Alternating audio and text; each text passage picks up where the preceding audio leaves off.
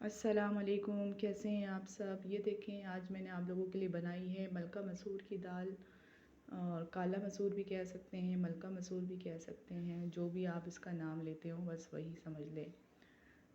یہ تقریباً دال میں نے آج بنائی ہے، یہ ہے 250 گرام دال کالا مسور یا ملکہ مسور، یہ میں نے 250 گرام لے لی ہے۔ اور اس کے ساتھ میں نے ایک میڈیم سائز کا پیاز اور ایک میڈیم سائز کا ٹماٹر لے لیا ہے، ان کو میں نے کاٹ لیا ہے۔ 1 چمچ سونف اور 1 چمچ کلونجی، حسب ذائقہ نمک، ہلدی پاؤڈر اور 1.5 سے 2 چمچ لال کٹی ہوئی مرچ، یہ تمام چیزیں ہماری اس دال میں جائیں گی۔ اس کے لیے ہم ایک پین میں دال ایڈ کر دیں گے۔ دال کو اچھی طریقے سے واش کر کے ہم نے اس کو ایڈ کر دیا پانی میں۔ اب ہم اس میں یہ پیاز ٹماٹر ایڈ کر دیں گے، اور یہ تمام مسالے جو تھے ہم وہ بھی ایڈ کر دیں گے، جس میں لال کٹی ہوئی مرچ، سونف، کلونجی، نمک اور ہلدی پاؤڈر ہے۔ یہ تمام مسالے ڈالنے کے بعد ہم اس کو لو فلیم پہ 10 سے 15 منٹ کے لیے پکانے رکھ دیں گے۔ آپ اس کو پریشر کوکر میں بھی بنا سکتے ہیں، اور زیادہ جلدی بن جائے گی کم سے کم ٹائم میں، یعنی کہ شارٹ ٹائم ہو تو آپ پریشر کوکر میں بھی پکا سکتے ہیں۔ ویسے دالیں جو ہے وہ پریشر کوکر میں زیادہ مزے کی بنتی ہیں۔ اب 10 سے 15 منٹ رکھنے کے بعد میں نے دال کو اپنے چیک کیا، اور جب میرے پیاز ٹماٹر گل گئے، پانی سوکھ گیا، تو میں نے اس کو تھوڑا سا گھونٹ لیا۔ جب دال میری تھوڑی سی جو ہے وہ ہو گئی، نرم ہو گئی، گھٹ گئی، ٹماٹر پیاز سب میلٹ ہو گئے، تو یہاں پر میں نے اس میں املی کا پانی ایڈ کیا۔ املی کا پانی ایڈ کرنے کے بعد میں نے اس میں 2 سے 3 گلاس پانی ایڈ کر دیا، جتنا آپ نے رکھنا ہے اپنے حساب سے۔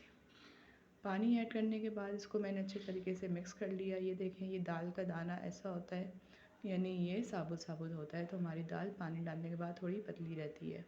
اس کے لیے آپ 250 گرام میں 3 کھانے کے چمچ آٹے کو پانی میں گھول کے، اور اس کو بوائل جب آ جائے دال میں، تو یہ ساتھ ساتھ ایڈ کرتے جائیں اور چمچ چلاتے جائیں، ورنہ جو ہے ہمارے آٹے کے وہ بن جاتی ہیں، لمس سے بن جاتے ہیں، یعنی کہ آٹا ہمارا گولیا سا بن جاتا ہے۔ تو جب آٹا چمچ میں، یعنی کہ آدھا گلاس پانی میں 3 کھانے کے چمچ آٹا ڈال کے گھول کے دال میں ایڈ کر دیں۔ اب یہ تڑکے کا ہمارا سامان ہے، اس میں کڑی پتہ، ہری مرچ، ثابت زیرہ، ثابت لال مرچ ہے۔ اب ہم نے تیل کو خوب گرم کر کے اس میں تمام چیزیں ڈال دی تڑکے کی، جو اب ہم دال میں بگار دیں گے۔ اس میں کڑی پتہ ہے، لال ثابت مرچ ہے، زیرہ ہے۔ یہ دیکھیں، دال کا اصل مزہ ہی تڑکے کے بعد آتا ہے، تڑکے بغیر دال ادھوری ہے۔ اب ہم اس میں تڑکا دے دیں گے۔ یہ دیکھیں، اس میں اسپیشل جو ٹیسٹ ہوتا ہے وہ کڑی پتے کا اور پودینے کا ہوتا ہے، تو کڑی پتہ اور پودینہ ڈالنا مت بھولیے گا، پودینے کو بالکل اینڈ میں ڈالیے گا۔